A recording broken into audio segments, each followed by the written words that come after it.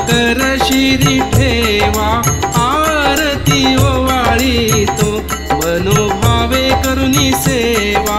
जय जय श्री शनी देवा। सूर्यसुता शनी मूर्ती तुझी आगाध कीर्ती, एकमुखे काय वर्णू शेषान चले स्फूर्ती। जय जय श्री शनी देवा।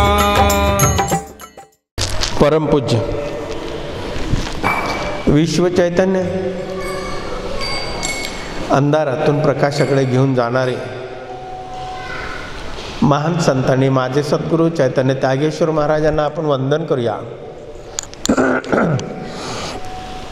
या कलियुगाचा राजा, सत्याचा सागर, सूर्यसूत, मी म्हणणाऱ्यांना पाचावर धारण करणारा, असत्याचा नाश करणारा आणि सत्याचा विजय करणारा, दंडनीयांना दंड देणारा आणि आदरणीयांचा आदर करणारा असा धर्मप्रिय, शिवप्रिय आणि तुम्हा आम्हांचा आराध्य दैवत शनिदेव यांना आपण प्रथम दंडवत नमस्कार करूया। आपण पाहत आहोत प्रपंच करून परमार्थ हा कसा असावा आणि परमार्थ करत असताना मनाची स्थिती कशी असावी, विचाराची बांधणी कशी असावी। प्रत्येकानं वाटतं अशी साधना केली की अशी फळ प्राप्त व्हावी, आणि पाहतो तर कपाळाला आट्या असतात, चेहरा हिंसक असतो व आणि अशुद्ध असते, हालचाल व्यवस्थित नसतं। आपण साधना करतो, साधना कशासाठी करतो ह्याचा पाठीमागचा हेतू जर समजून घेतलात तर साधनेचं फळ मिळू शकतो।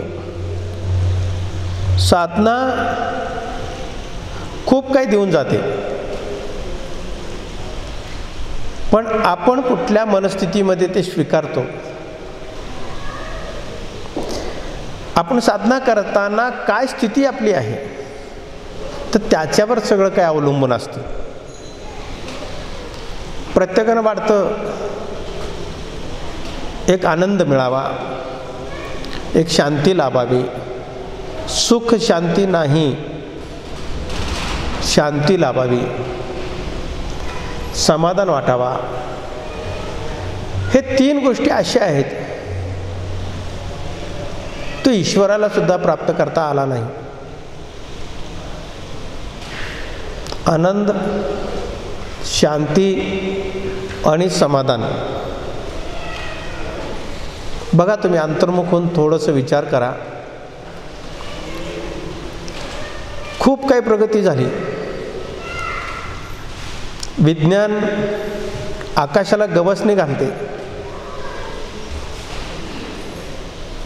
2 मिनिटात आपण कुठेही बोलू शकतो, एवढी प्रगत झाली।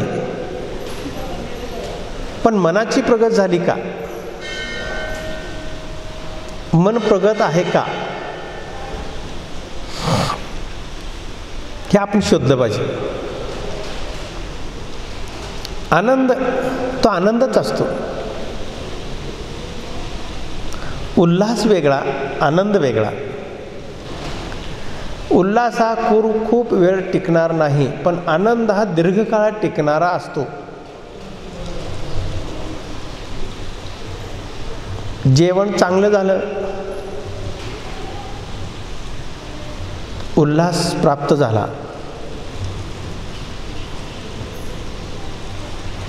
खूप काही ऐश्वर्य मिळालं, सुख प्राप्त झाला। कुणी बघा काय विचारतं, सुखी आहात का? आपण उत्तर देतो हो। तर विचारणारा असं विचारत नाही की तुम्ही आनंदी आहात का, तुम्ही शांत आहात का, असं कधी विचारलेलं मी ऐकवलं नाही। तुम्ही सुखी आहात का, पोरं बरे आहेत का, काय खाल्लाय, काय नेसलाय। खूप काही आपण करतो, पण आनंद प्राप्त करायचा असेल तर साधना करत असताना काय करावं हे खूप महत्त्वाचं आहे. तुम्ही साधना करत असताना काय स्वीकारताय ह्याच्यापेक्षा त्याचं आकलन कसं करताय, त्याचं मंथन कसं करताय हे खूप महत्त्वाचं आहे. साधना, उपासना, ग्रंथपठन, पारायण, दानधर्म हे सगळ्या गोष्टी करतो आपण. पण चेहरा बघितलं की पार अगदी काय विचारूच नका की काय हे किती वर्षाचा उपाशी असेल, किती वर्षाचा हा राग घेऊन बसला असं डोक्यामध्ये क्लिष्ट असा चेहरा होऊन जातो. क्लिष्ट, हिंसक, हे साध्या गोष्टी आहेत, खूप साध्या.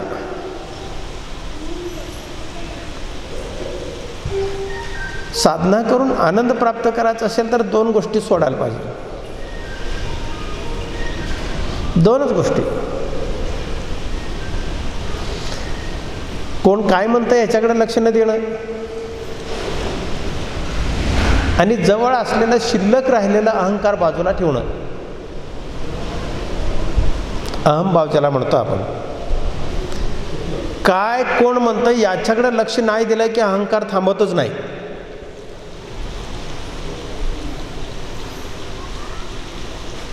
अहंकाराला जागाच राहत नाही. फक्त लक्ष न देणं कोणाकडं. एक लल्लेश्वरी नावाची एक कन्या होती. ती लल्लेश्वरी नावाची कन्या जन्मापासून सतत तिच्या मुखामध्ये नामस्मरण चालू असायचं. सतत. एखाद्याने स्तुती केली तर 4 जणांनी त्याला टोमणे मारायचे.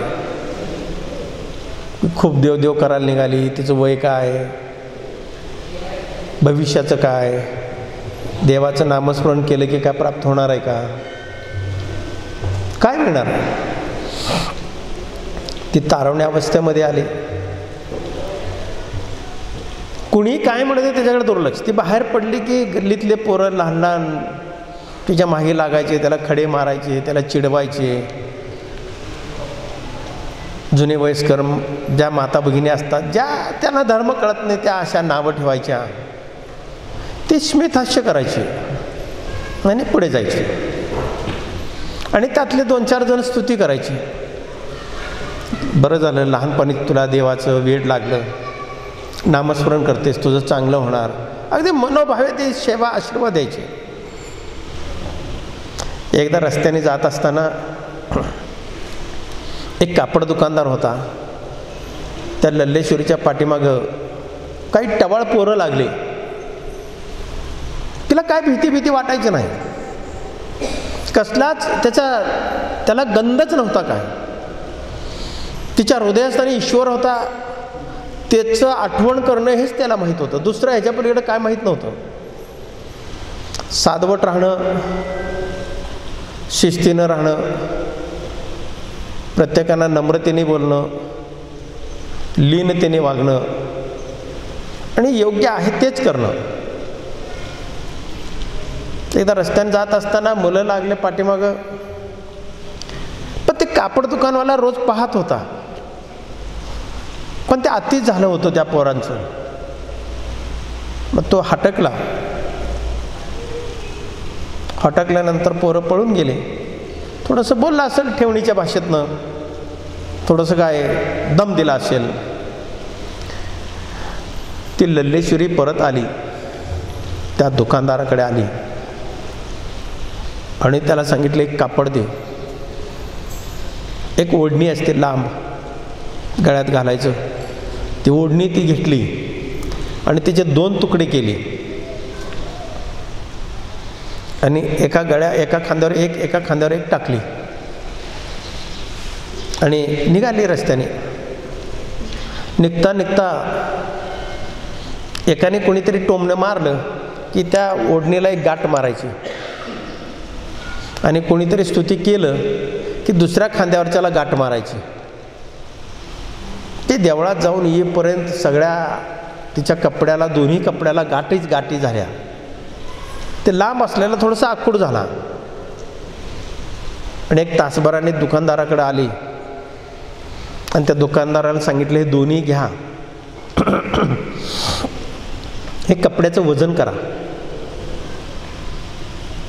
दुकानदाराला वाटलं त्यातलं काय मर्म कळला नाही त्याला. तर कपडे घेतला, काट्यावर ठेवला, वजन केला. दोन्हीचंही तंतोतंत तेवढाच भरलेला होता.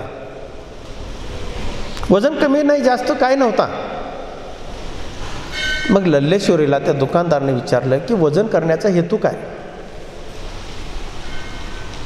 लल्लेश्वरीने सांगितलं, कपडा तोच आहे, गाठी कमी जास्त असतील पण वजन तेवढाच आहे.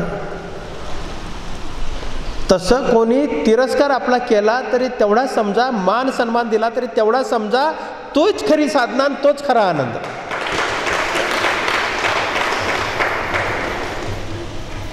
कोणी तिरस्कार करतो म्हणून आपण आपलं रक्त काय खवळून घेताय? का आपल्या नजरेमध्ये द्वेष त्यांच्याविषयी निर्माण करताय? काय आपली भावना कारण नसताना तुम्ही त्या भावनेमध्ये गडूळपणा आणताय? आणि कोणीतरी स्तुती केली, कोणीतरी आपलं वाहवा केला म्हणून आपण उफळून का जाताय? जोपर्यंत ही मनाची स्थिती याच्या पलीकडे जात नाही तोपर्यंत साधनेला सुरुवातच नाही. तुम्ही किती बी साधना करा, किती बी जप करा, किती दान धर्म करा, काही नाही. कोणी निंदो कोणी वंदो, ईश्वराचं नामस्मरण करला आपला धंदो. ईश्वर चरणी लीन होणं एवढंच जर तुम्ही मनामध्ये ठेवलात तर मला सांगा, ज्योतिषाला कुठल्या ज्योतिषाकडे जायची गरज आहे का तुम्हाला?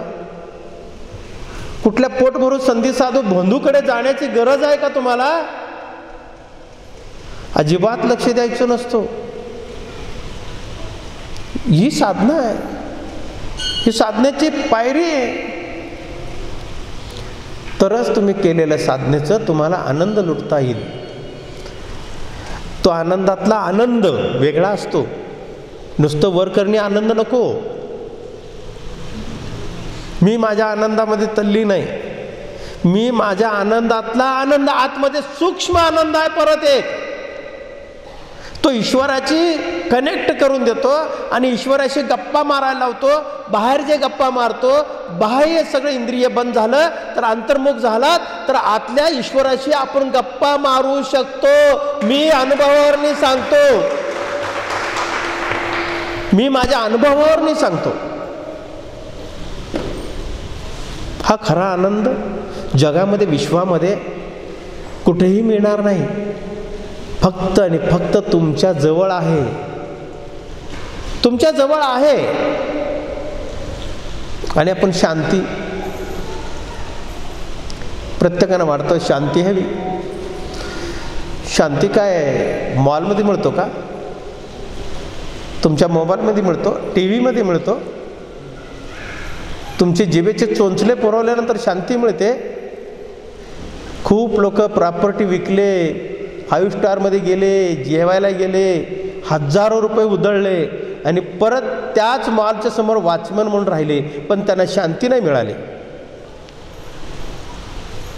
शांती नाही मिळाली. मी पहिल्यांदा शब्द वापरला, देवांना सुद्धा आनंद, शांती आणि समाधान मिळालेलं नाही. कोणी माझ्याशी चर्चा करू द्या, मी त्याच्याशी चर्चा करायला समर्थ आहे.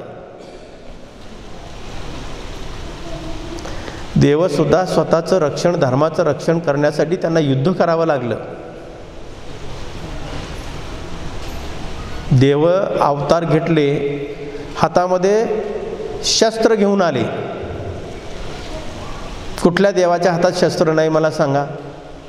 हिंदू संस्कृतीमध्ये, हिंदू धर्मातले अनेक देव देवता आहेत. कुठल्या देवाच्या हातात शस्त्र नाही मला दाखवा. मग हिंदू धर्म सहिष्णुता आहे? अजिबात नाही.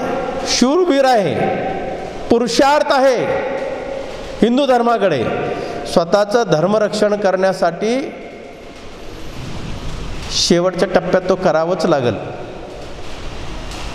पण एकमेव संत असे आहेत ज्या हातामध्ये देवाने अवतार घेतला, शस्त्र आणला, पण संत अवतार घेतले पण हातामध्ये शास्त्र घेऊन विचाराचं प्रबोधन केले. प्रत्येक जीवाला शांती कसं मिळेल, समाधान कसं मिळेल, आनंद कसं मिळेल याचा प्रबोधन केवळ संत केले, देव केले नाहीत. लक्षात ठेवा, देव शस्त्र आणले आणि संतांनी शास्त्र आणला.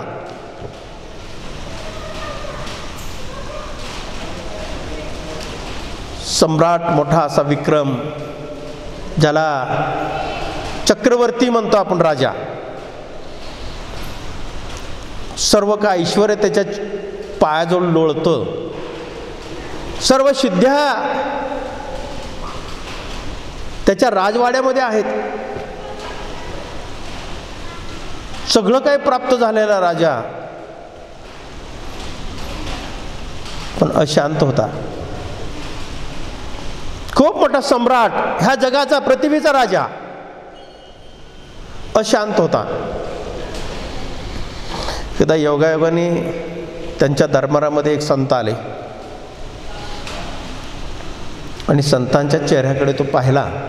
तो सम्राट, राजा, जो ज्याला सम्राट म्हणतो, चक्रवर्ती म्हणतो. चक्रवर्ती म्हणजे ह्याच्यापुढे कुणाचं काही नाही. त्या संतांच्या चेहऱ्याकडे पाहून तो राजा म्हणाला की तुमच्याकडे काहीच नाही, अंगावरचे कपडे सोडून, आणि मी या पृथ्वीचा राजा आहे, चक्रवर्ती आहे, सम्राट आहे, आणि माझ्या चेहऱ्यावर तुमचा 1% सुद्धा भाव माझ्या चेहऱ्यावर नाहीये. मी याच्यासाठी काय करू? तेव्हा तो संत म्हणाला, तुम्हाला करायचंच असेल, तुमच्या चेहऱ्यावर भाव शांतीचे हवे असतील, तर शांतीनेच विश्वाला शांती मिळते, शांतीनेच विश्वाला शांती मिळते. उद्या सकाळी उठा आणि एका महलामध्ये जा आणि तिथं साधनेला बसा. राजाने ऐकलं आणि ऐकून साधनेला दुसऱ्या दिवशी उठल्यानंतर साधनेला एका महलामध्ये गेला. महलामध्ये बसला. त्याचे विचार बसू देतील का? त्याचे विचार डोक्यामध्ये हजारो, करोडो, अब्जावधी विचार. राजा, सम्राट, करोडो. जसं तुम्ही प्रपंच करत असताना, एखाद्या माऊलीने स्वयंपाक करत असताना मध्ये जर मुलांनी किंवा नवऱ्याने किंवा सासू सासऱ्यांनी डिस्टर्ब केल्यानंतर तुम्ही त्यांना कुठल्या भाषेत सांगताय? भाषा वेगळी असते बोलायची. शांतीच्या भाषेने सांगत नाही आपण, वेगळ्या ठेवणीतल्या भाषेने सांगताय. काय तुम्हाला भेटले, बरं झालं असतं, अजून एकाला मिळाले असते, अजून एकाशी लग्न झालं असता, काय ह्या घरामध्ये आले, काय ह्यांचं कटकट, काय ह्यांचं किटकिट, अनेक अनेक अनेक अनेक परिणाम, अनेक डोक्यामध्ये अनेक विचार तुमच्या. तसा तो राजा कल्लोळ, तो विचाराच्या युद्धामध्ये अडकून पडला. त्यात राजा कुठे गेलाय म्हणून एक शिपाई हळूच डोकावून पाहिला. पाहिल्यानंतर राजा कधी शिपायांना पाहिलाच नव्हता. राजा अष्टप्रधान, स्वतःच्या राण्या आणि आपण याच्या पलीकडे तो पाहिलाच नव्हता. तो स्वतःला सम्राट समजायचा, चक्रवर्ती समजायचा, पृथ्वीचा राजा समजायचा, पण स्वतःच्या प्रजेकडे कधीही लक्ष दिला नाही. एक शिपाई डोकावून पाहिल्यानंतर शिपायाला त्याने खुणवलं. शिपाई आत आला. त्याचा चेहरा क्लिष्ट होता. त्याच्या अंगावर कपडे, त्याचे सैनिकी ड्रेस होता, कपडे होते ते व्यवस्थित नव्हते. थोडंसं त्याला जाणीव झाली त्या राजाला, आणि थोडेसे त्याला जेवणासाठी दिला, कपडे दिला, आणि ते ओळखला. आणि तो म्हणाला की एका सैनिकाच्या अंगावरची ही स्थिती आहे तर सर्व सैनिकाकडे अशीच परिस्थिती असू शकते, म्हणून त्यांनी त्यांचे पगारी वाढवल्या, त्यांना रजा देण्याची पद्धत ठेवली,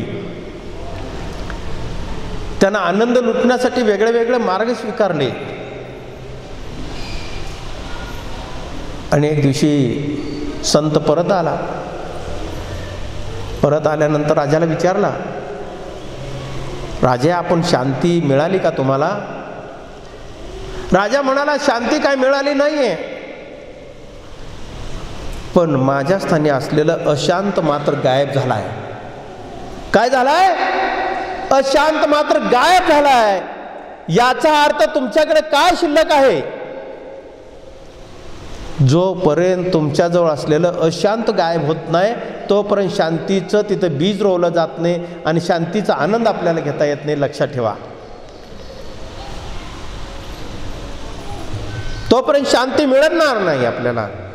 जर कुटुंबामध्ये एखाद्याने जर पगार आणत असेल 1,00,000 रुपये आणि तो वरवरच्या गप्पा मारत असेल, सगळ्यांना जर दाबत असेल, त्यांच्या आत्म्याची शांती त्याला मिळणार नाही, त्यांच्या आत्म्याचा दोषच त्यांना मिळणार. तसं हे प्रजेचं दोषच त्याला लागत राहील. वरवरची साधना काही कामाची नाही. त्या साधनेचं फळ कुटुंबाला मिळालं पाहिजे, सगळ्या प्रजा सुखी राहिल्या पाहिजे. आपल्या लहान बाळापासून ते मोठ्या ज्येष्ठापर्यंत सगळ्यांची मनधरणी केली पाहिजे, सगळ्यांची मर्जी सांभाळलं पाहिजे, तर त्यांच्या शांतीमध्ये आपली शांती आहे. तोपर्यंत शांती मिळणार नाही. तोपर्यंत शांती मिळणार नाही. हे शांती कुठे मॉलमध्ये मिळत नाही, हे आनंद कुठे मॉलमध्ये मिळत नाही, तुमच्या मोबाईलमध्ये मिळत नाही, तुमच्या टीव्हीमध्ये मिळत नाही, संपत्तीमध्ये मिळत नाही. ती प्राप्त करावी लागते. ती आहे तुमच्याजवळच आहे, कुठेही पलीकडे अलीकडे गेलेली नाहीये. जेवढं माझ्याजवळ आहे तेवढं तुमच्याजवळ आहे. फक्त मी ओळखलंय म्हणून इथं बसलोय, तुम्ही ओळखाच्या मार्गावर आहात म्हणून देवाजवळ आलाय. त्या सत्संगामध्ये तुम्ही उपस्थित आहात. लक्षात ठेवा. एक संत रस्त्याने चालला होता. समाधान समाधान हवंय ना. एक संत रस्त्याने चालला होता. त्याच्या हातात कमंडलू होतं. कमंडलू असतो ना, त्याच्यामध्ये जल असतो, पाणी असतो. पाणी घेऊन चालला होता. अनेक जण साधनेला बसले होते आणि साधना करता करता प्रत्येकांना काय काय अपेक्षा आहे त्यांची लिस्टच त्यांनी डोक्यात ठेवली होती. बघा, तुम्ही सुद्धा साधना करत असताना डोक्यामध्ये काय असतं? तुमच्या डोक्यामध्ये मोठी लिस्ट असते. तो मला नडलंय ना, तो मला आडवा आलाय ना, तो मला तसं बोललंय ना, किंवा मला असं बोललंय ना, तो मला तंबाखू दिलं नाही ना, कोणी मिश्री दिली नाही ना, माझं शेजारचं पाणीच माझ्या अंगणात सोडलंय ना, यांना बघू एकदा. हे डोक्यात घेऊन तुम्ही साधना करत असताय. हे लक्षात ठेवा.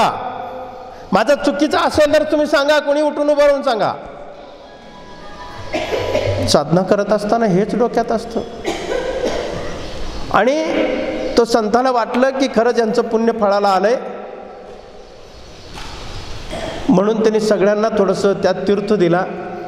ते कमंडोलतला थोडं थोडं तीर्थ दिला आणि तीर्थ प्राशन करायला सांगितलं आणि तुमचं पुण्याचं फळ तुम्हाला प्राप्त होणार आहे. सगळे खुश झाले. त्यात एक वयस्कर माणूस होता ज्याचं वर्ष 100 पूर्ण झालं होतं. तोही साधनेला होता आणि तो म्हणाला, महाराज तुम्ही सगळ्यांना जल देताय पण वाकडं करताय, पण पूर्ण खाली करत नाही. तेव्हा संत म्हणाला, तुम्हाला काय अपेक्षित आहे? तुम्ही सगळ्यांनी सगळ्यांच्या डोक्यातले विचार डोक्यात ठेवून तुम्ही साधना केलाय. तुमचं मनोकामना पूर्ण व्हावा असा आशीर्वाद मी दिलाय. कोण आहे का ह्याच्यातलं साधना करत असताना फक्त मला समाधान मिळू दे, समाधान मिळू दे, मला समाधान मिळू दे, माझ्या कुटुंबाला समाधानी ठेव, माझ्या कुटुंबाला खूप समाधानी ठेव, माझं सासऱ्याला व्यवस्थित ठेव, असं कोणी म्हणून साधना केलंय का?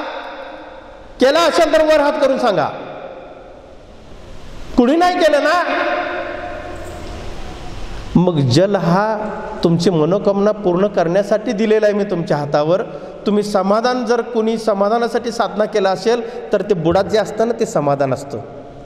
कमडुलीच्या बुडामध्ये जे काय असतं, समाधान असतं. तसं तुमच्या कुटुंबामध्ये सुद्धा शेवटचा सगळे विचार जाळले, सगळ्या विचाराची होळी केली आणि शेवटचं काय मिळतं, शिल्लक काय राहतं, समाधान राहतं. बाबांनो लक्षात ठेवा, समाधान, तोपर्यंत समाधान मिळणार नाही. म्हणून ज्यांना आनंद, शांती आणि समाधान प्राप्त करायचं आहे तर ते दुसरीकडे कुठं मिळत नाही, तो आपल्या जवळच आहे. ह्याचा शोध मात्र आपण अंतर्मनाने घेतलं पाहिजे.